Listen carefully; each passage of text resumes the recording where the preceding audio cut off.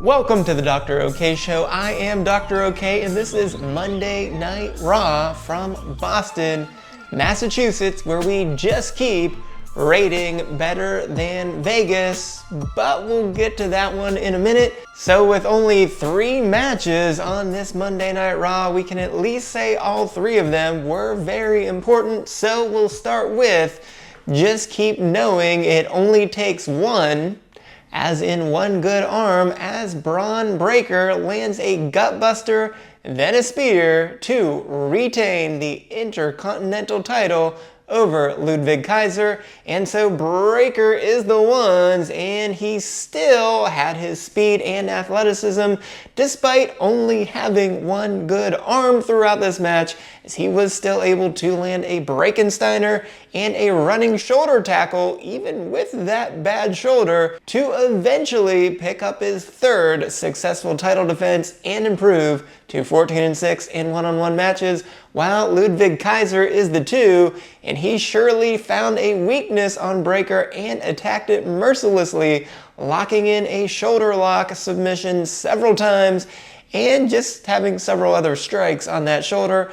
But it wasn't enough, as he was fooled by Breakker when he went for his running drop kick against the steel stairs. But Breakker was there for that running shoulder tackle, so Kaiser has lost both of his IC title matches in his last 2 efforts, and he is now 4-7-1 in one-on-one matches in 2024. Up next, we just keep only needing a Z180, as Zoe Stark stops a Tahana Bomb with a missile dropkick and then sorta connects on a Z360, apparently just enough to defeat Kayden Carter to advance in the Women's Intercontinental title tournament, where she will face Dakota Kai in the semifinals. So Zoe is the one, and early on she landed a super kick on Kayden, followed immediately by a DDT on Raquel, and she eventually just ended up in the right place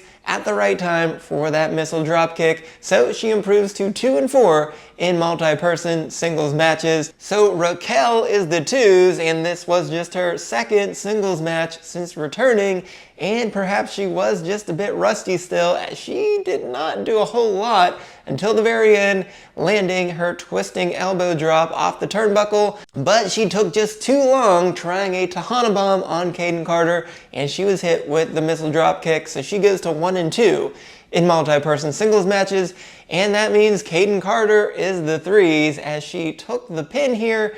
But like Katana Chance a few weeks ago, she really showed out in this one, looking really strong throughout this match with a Hurricane Rana, a corkscrew dive to the outside, and a combo neckbreaker ankle extension on both women at the same time. But in the end, her inexperience cost her, as she goes to 0-4 in multi-person singles matches, and looks like she's ending 2024 with 0 one-on-one matches. But because she was felled by a pretty sad looking Z360, this has to get a not okay. And in our main headline and main event, we just keep rating better than Las Vegas, as the War Raiders, with just a little bit of help from Damian Priest, fired up the War Machine to become your new World Tag Team Champions, while the Las Vegas Raiders were at the same time losing their Monday Night Football game. So the War Raiders are the ones, as their machine was humming with several great tag team moves, including a pop-up power slam and eventually that War Machine finisher. So they go to an impressive 5-1 in all tags to become tag champions for the first time since 2020. And then that means the Judgment Day are the 2s, and with the rest of the Judgment Day banned from ringside, they had to rely on each other for their normal Judgment Day tricks, and it almost worked, as McDonough landed a moonsault followed by a coup de grace on Eric, but Ivar broke it up just at the last second, so McDonough grabbed a chair from the outside. But when Balor went to do the same, Damian Priest came out of the crowd and grabbed it away from him, so Balor had to go back into the ring by himself where he was hit with that War Machine. So this fortunately ends a rather ignominious reign for the Judgment Day, as they held on to the titles for nearly a half year, but only had 2 successful title defenses, and somehow they are below 500 at 3-4 in traditional tags. But since the War Raiders have looked amazing since returning, they really deserve this. It gets a double okay. And beyond the map for Raw, well, since we only had 3 matches, that means we have a whole bunch of beyond the mat segments, which is really annoying, but I guess we'll try to knock them out as quickly as possible. So we start with the top of the show, where CM Punk came out and said that he is the bad guy in his story with Seth Rollins, and said he would give Rollins that wrestling advice for free. But Rollins came out of the crowd saying he needed a new perspective, but he still didn't like what he saw, so he annoyed Punk by saying that he would main event more WrestleManias than Punk ever would, which of course led to a brawl all throughout the floor of the arena, and WWE officials tried to break it up several times, but it just didn't really work as they kept going at each other. But since both men really wanted to fight here, no STFs, and this is getting an okay. So that was not the end of Seth Rollins' night, as Adam Pearce came up to him right after that, and Rollins said that he needs him to make the match with CM Punk. So he did, and those two will be facing off one-on-one on the Netflix premiere of Monday Night Raw on January 6th. But after Pearce left, McIntyre showed up to speak to Rollins, saying that Roman Reigns is still the same person and somehow has everyone fooled except for those two, and said that all of Reigns' enablers need to be put down, including Jey Uso and Sami Zayn, and also Jimmy, but that one was obvious. But Rollins said that having a common interest does not make them friends, but Zayn and Jey are his friends, who he gained respect from, but the jury is out to see if he will have respect for McIntyre. So Rollins ended it with saying that he needs to do what McIntyre could not, which is end CM Punk. So it was pretty short, but pretty powerful for both guys, so double okay.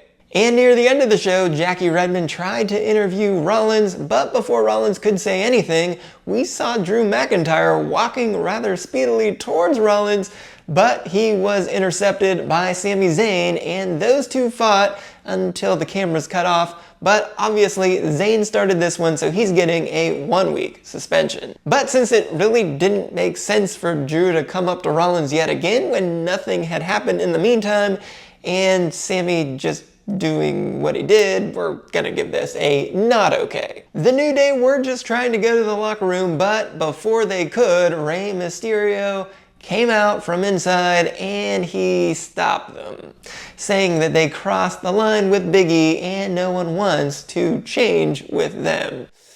That sounds kind of weird, doesn't it? Well, anyways, later the New Day were still looking for somewhere to change when Jackie tried to interview them as well, but they were interrupted when they heard a scream, which ended up being the Pure Fusion Collective attacking Kairi Sane, so we'll have to see how hurt she happens to be, but for all of that put together, it's getting a not okay. After Finn Balor asked the Judgment Day why they didn't help him at Saturday night's main event, well, Liv said it was because she thought they didn't need his help.